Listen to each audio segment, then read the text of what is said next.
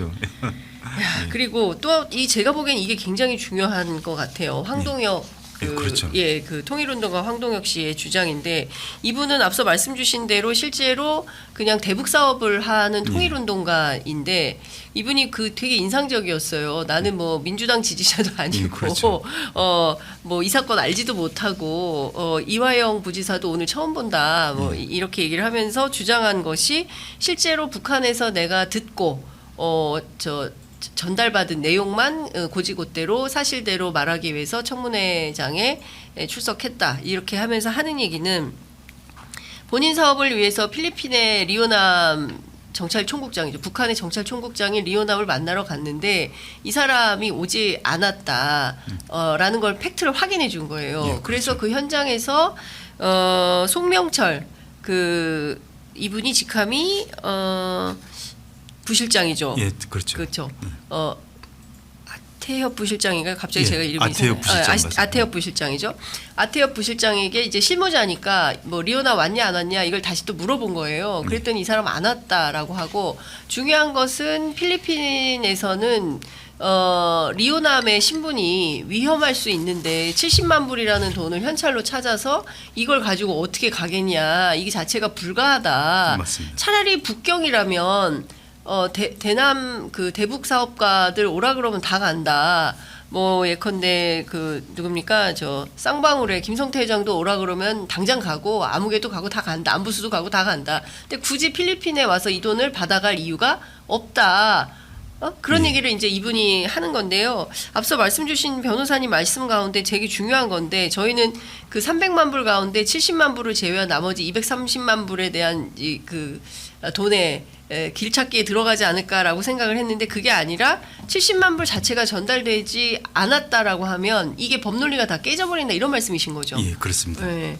그러니까 중요한 포인트는 그러면 실제 이재명 방북 대가로 300만 불이 건너갔다는 게 이제 검찰의 주장인 건데 그럼 70만 불에 대해서는 이건 사실이 아닌 게 사실 확인된 거 아닙니까? 예, 그렇습니다. 예. 근데 이 말을 고지고대로 믿을 수 없다는 게 또 여당과 검찰의 입장 아니겠어요? 예. 예. 그래서 이제 제가 마지막으로 그 이제 4분 동안 말씀드렸을 때 의전 비용의 문제를 그 제기했었습니다. 이화영 부지사와 김성태 등 관계자들이 수사를 받을 때 네. 방북 비용의 내용을 아주 구체적으로 설명합니다. 김성태가 뭐라고 얘기하냐면 이제 김성태는 들은 얘기겠죠. 네. 이제 들었다라고 자기가 진술한 거죠. 북한 사람들로부터. 문재인 대통령이 방북했을 때보다 더 화려하게 해주겠다.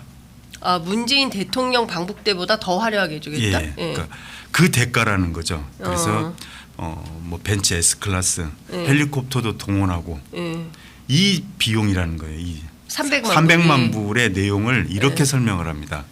검찰에서. 예, 아니죠. 김성태가. 김성태가. 결국 이것도 학습된 거죠. 저희가 막 학습된 헷갈려요. 거고. 예. 그러니까 이제 뭐 실제 근데 실제로 김성태 진술에 의해서 검찰의 이제 기소가 그렇죠. 진행이 되니까 예. 검찰의 주장 그리고 네. 1심 판결의 내용 모두 다 김성태 진술을 근거로 한 거니까 그 3자는 모두 일체된 거죠. 그리고 그 이화영의 제19회 피의자 신문 조서에도 이 내용이 있습니다. 5번째 페이지에 이화영 부지사가 네. 그 이재명 도지사에게 보고하는 방식으로 진술이 되어 있습니다. 북한이 의전 비용을 요구하고 있습니다. 라는 문장이 있습니다. 네, 의전 비용. 예. 근데 이 문장 자체가 틀린 문장인 거예요. 예. 지금 이 300만 불에서 70만 불이 빠지고 230만 불이 남고 뭐 그러면 다시 또 이걸 저희가 그 부당함을 증명하는 문제가 아니라 네네. 애초에 방북 비용, 의전 비용으로서의 방북 비용이라는 이 명제 자체가 틀린 겁니다. 왜 그러냐면 그 70년도, 71년도에 있었던 그 남북 협약에 따라서 네. 대통령, 그러니까 대통령 혹은 이제 저쪽에서는 이제 뭐 그 수령 혹은 이제 군사위원장 뭐 그런 네. 대표자겠죠.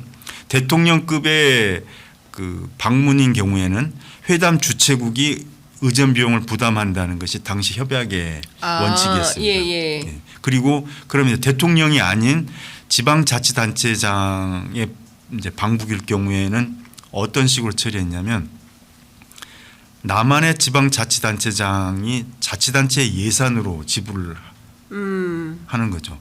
원래라면 북한이 지불해야죠. 그렇죠. 방북해야 되는데 예. 북한이 그렇게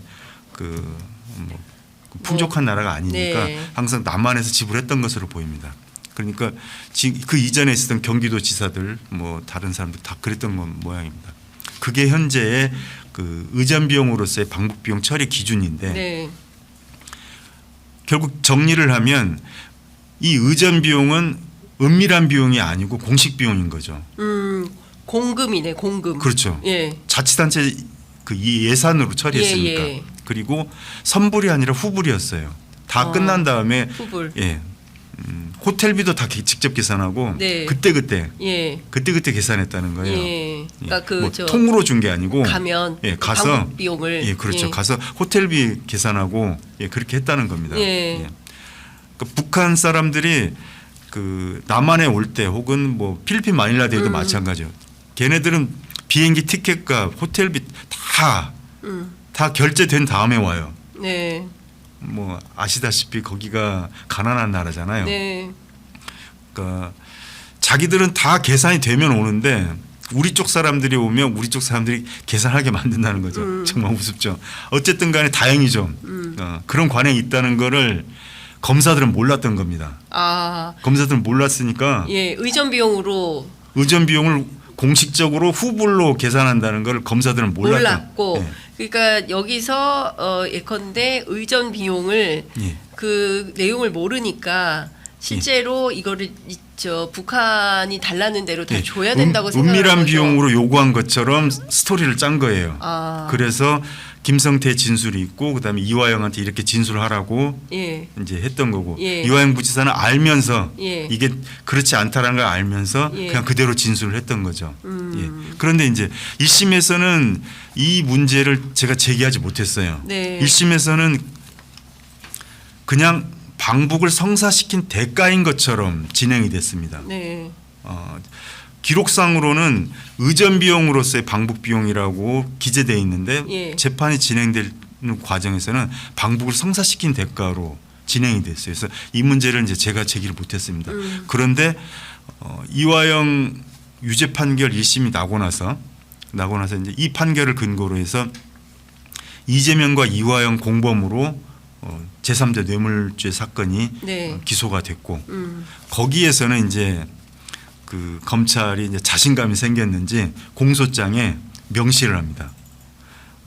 의전 비용으로서의 방북 비용 300만 불이라는 문장을 제기한 거죠. 네. 그래서 제가 그걸 보고 드디어 이제 이 문제를 제기할 때가 됐다라고 생각하고 이제 법정에도 증거가 제출이 됐고 그다음에 또 이제 그제 그 청문회 때도 이 문제를 제가 제기한 겁니다. 애초에 의전 비용으로서의 방북 비용 300만 불이라는 이 명제는 네. 잘못된 시나리오에 의한 결과인 예. 거죠. 예. 그러니까 중요한 것은 지금 이제 총 800만 달러인데요. 대북 송금 총 800만 달러 가운데 300만 불은 이재명 대표의 방북 비용이고 500만 불은 대북 그 스마트팜 사업을 위한 대납이었다. 예, 뭐 그렇죠. 이런 이제 두 가지의 내용이 있는 건데 일단 말씀 주신 대로 300만 달러에 대해서는 이 70만 불의 그 내용 관련해서 사실상 이게 믿기 어려운 탄핵할 수밖에 없는 진술이 이제 그 국회 청문회 과정에서 나온 것이고 그럼 나머지 이 500만 불은 어떻게 되는 겁니까? 스마트팜 비용 관련해서는. 이제 박상용 검사의 탄핵 소추 문제에 국한된다면 이제 네. 정확히는 이 300만 불에 관한 거고요. 예. 왜냐하면 박상용 검사는 이화영 부지사에게 예. 300만 불이 이재명의 방북 비용을 위한 대가로 지급된 것이다라고 보고했다라는 진술을 강요했다는 것입니다. 진술 강요. 그래서